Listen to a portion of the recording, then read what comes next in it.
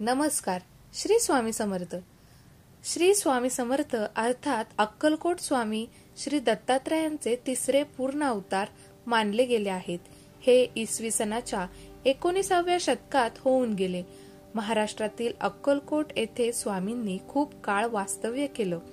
श्रीपाद वल्लभ व श्री नरसिंह सरस्वती यांच्या नंतरचे भगवान श्री दत्तात्रयांचे ते तिसरे पूर्ण अवतार असल्याचं मानलं गेलं आहे.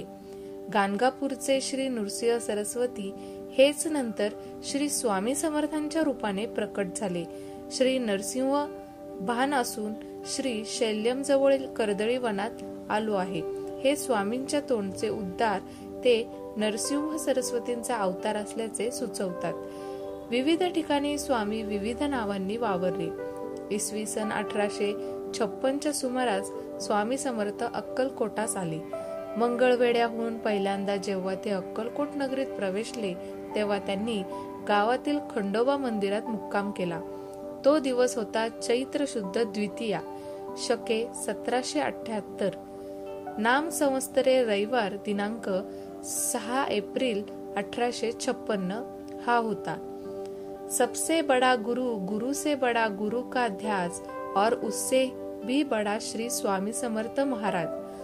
तसेच स्वामी महाराजांनी त्यांच्या भक्तांना अभय दान दिले. भिऊ नकोस, मी तुझ्या पाठीशी आहे, अशा शब्दांमध्ये स्वामी समर्थांची महती वर्णन केली जाते. असे प्रकट झाले महाराज. इसवी सन 1459 मध्ये माघ वद्य 1 शके 1380 या दिवशी श्री नरसिंह सरस्वती स्वामी महाराज यांनी गाणगापुरात निर्गुण पादुका स्थापन केल्या व त्यानंतर शैल्य यात्रेचे निमित्त साधून ते कर्दळी वनात अदृश्य झाले. या कर्दळी वनात सुमारे 300 वर्ष महाराजांनी कठोर तपश्चर्या केली. ह्या काळात मुंग्यांनी त्यांच्यावर वाळूळ रचले.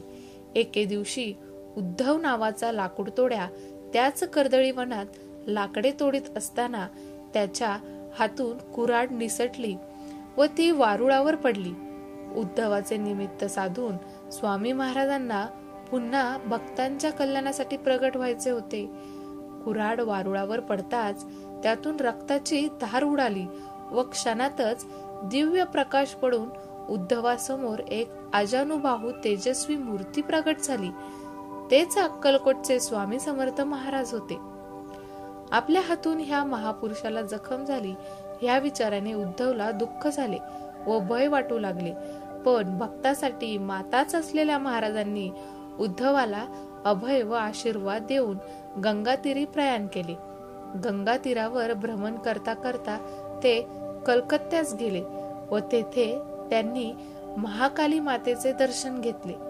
नंतर काशी, प्रयाग असे भ्रमण करीत ते उत्तरेकडून दक्षिणेस आले. श्री क्षेत्र त्र्यंबकेश्वर येथे त्यांनी शेगावचे श्री गजानन महाराज व शिर्डीचे श्री साईबाबा महाराज यांना दीक्षा दिली. त्यानंतर स्वामी पंढरपूर, मोहोळ असे भ्रमण करीत सोलापुराला आले. त्यानंतर मंगळवेढे नामक गावास स्वामींनी काही काळ वास्तव्य केलं. तिथल्या भक्तांना विविध स्तरावर मार्गदर्शन केलं. भेटले त्याला आपल्या लीलेने आगळ्या वेगळ्या पद्धतीने दुःख मुक्त करून कार्यरत केलं. इसवी सन 1856 मध्ये स्वामी महाराजांनी अक्कलकोटमध्ये प्रवेश केला.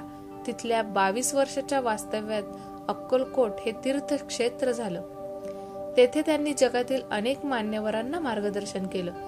स्वामींनी अनेकांना कामाला लावून इसवी सन 1878 मध्ये त्यांचा एक आविष्कार संपवला असे भासवले. प्रत्यक्षात स्वामी महाराज आज देखील भक्तांच्या पाठीशी सतत राहून त्यांना मार्गदर्शन करून कार्यरत राहील व अनंत काळापर्यंत करीत राहतील अशी धारणा आहे. श्री स्वामी समर्थ महाराज यांनी रविवार दिनांक 30 एप्रिल 1878 रोजी चैत्रवद्य त्रयोदशी शके 1800 बहुधान्य नाम संवत्सर अक्कलकोट येथे वटवृक्ष समाधी मठ स्थानी माध्यान्हकाली आपल्या अवतार कार्याची समाप्ती केली.